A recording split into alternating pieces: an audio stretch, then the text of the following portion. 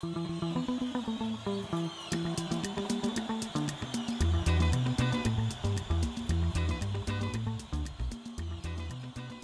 know them both. I know Walt better.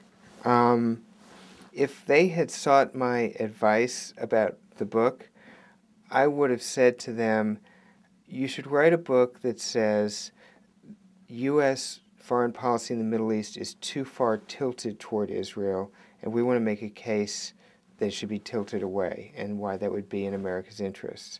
That's the stronger part of their book.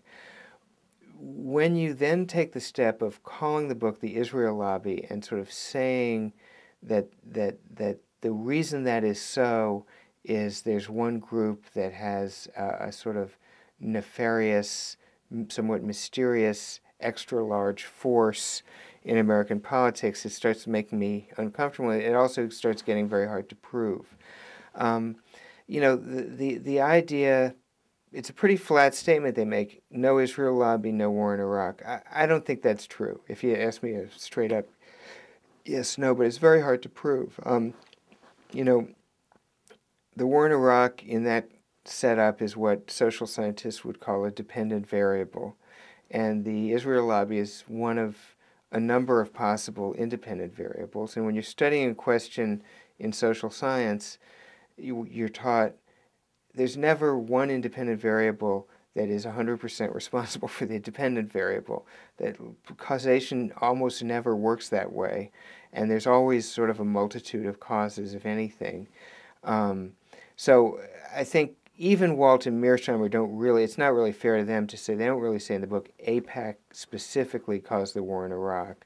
They do say if there had been no Israel lobby, you know, this is sort of what, a counterfactual, which is they define more broadly, there would have been no war in Iraq. And I tend not to agree with that. I would say that's not true.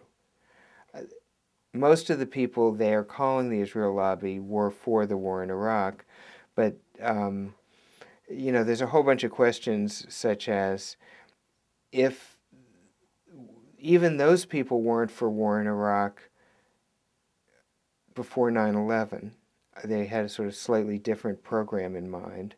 And why at this moment did that group's views become dispositive when they hadn't been before or since is another question that needs to be answered.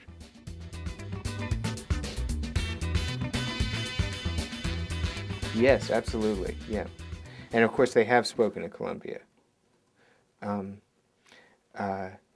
But yeah, I'm on the side. We had at this event at YIVO, we had an interesting sort of debate about that question. And all the other panelists said, I would never debate them, I would never invite them anywhere, and I don't agree with that. Because I believe in the marketplace of ideas. And, you know, one of the panelists at this thing at YIVO was Danny Goldhagen.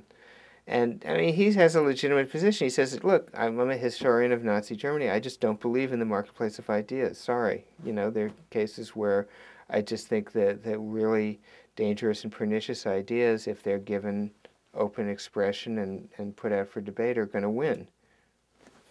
And I tend not to believe that, and I also think it's, you know, they're not anywhere near the category of Nazis. So, you know, I believe that it's good to debate these things. And also it makes you sound like, you know, they're really right, and you know, we don't really have a position or an argument to make against them. It's just that's why we won't debate them, you know.